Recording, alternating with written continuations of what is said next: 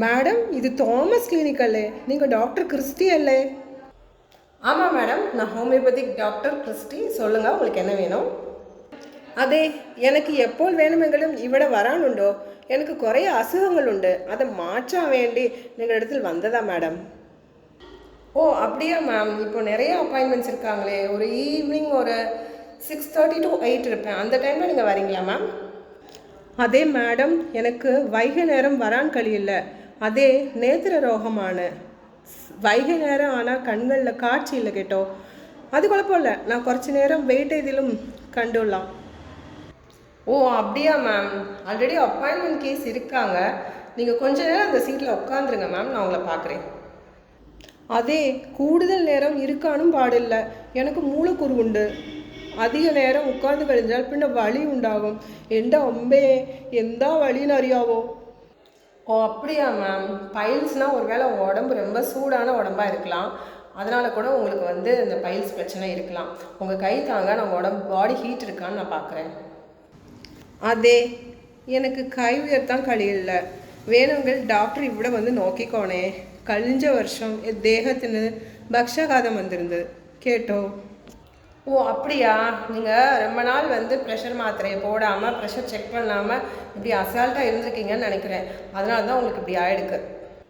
അതേ ഡോക്ടറെ, രക്തസമ്മർദ്ദം വന്നു കഴിഞ്ഞ് പല വർഷമായി. சரி, உங்கள் கையை கொடுங்க. நானே பல்ஸ் பார்க்குறேன். நான் கொஞ்சம் டயட், எக்ஸசைஸ் அதெல்லாம் சொல்கிறேன்.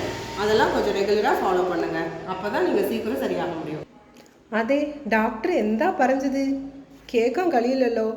ഈ കഴിഞ്ഞ വർഷം ബ്രഹ്മേഹത്തിന് ശേഷം എനിക്ക് കേൾക്കാൻ കഴിയില്ല ഈ ചെവി. എന്തെങ്കിലും ഡോക്ടർ പറയണമെങ്കിൽ ഇങ്ങോട്ട് വന്ന് പറഞ്ഞേ ദയവിട്ട്. ஓ அப்போ சுகரும் வந்துருச்சா? சரி, அப்போ நீங்கள் ரெகுலராக வாக்கிங்காவது போகணுங்க. ഓ, നഖരോഗം, നടക്കാൻ കഴിയില്ല. മനസ്സിലായില്ലേ? കാലാണി, ആണി അറിയാമോ? അതുകൊണ്ട് നടക്കാനും കഴിയില്ല ഡോക്ടറെ. சரி, இப்போ அதெல்லாம் ஒன்றும் பிரச்சனை இல்லை மேம். நான் கேட்குற கேள்விகளுக்கு நீங்கள் தெளிவாக பதில் பேசுங்க. உங்களுக்கு என்ன பிடிக்கும், என்ன பிடிக்காது, கிளைமேட்டில் என்ன பிடிக்கும் பிடிக்காது, சாப்பாடில் என்ன பிடிக்கும் பிடிக்காது, இந்த மாதிரி நீங்கள் பிறந்ததுலேருந்து நீங்கள் கடந்து வந்த வாழ்க்கை சூழ்நிலை, அதில் உங்கள் மனசில் ஏற்பட்ட மாற்றங்கள், உங்கள் உடல் அளவில் உங்களுக்கு ஏற்பட்ட அறிகுறிகள், இதெல்லாம் சொல்லுங்கள். நான் உங்களுக்கு மருந்து தரேன், சரியா? അതെ ഡോക്ടറെ, ഞാൻ പറഞ്ഞ രോഗം മൊത്തമും കേട്ടാ?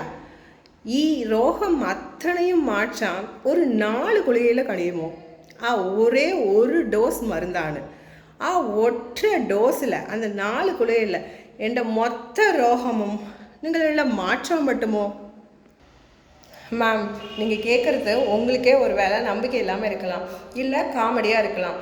தமிழ் சினிமாவில் கூட தாடி பாலாஜி, விவேக் சாரோட ஒரு காமெடியில் இந்த மாதிரி எல்லா நோய்க்கும் ஒரே ஒரு மருந்து, அந்த ஒரே ஒரு மருந்தை நீ கொடுத்து என்னை சரி பண்ணுவியா அப்படின்னு கேட்பாங்க.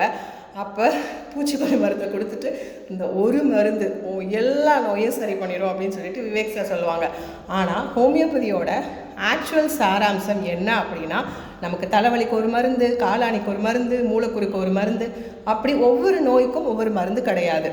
ஒரே ஒரு மருந்து அந்த மனுஷனோட மொத்த அறிகுறிகளையும், உடல் அறிகுறிகளையும் மன அறிகுறிகளையும் கணிச்சு கொடுக்கும் பொழுது அந்த மனிதன் அந்த நோய் அறிகுறிகள்லேருந்து மெதுவாக முற்றிலுமாக குணமாவாங்க.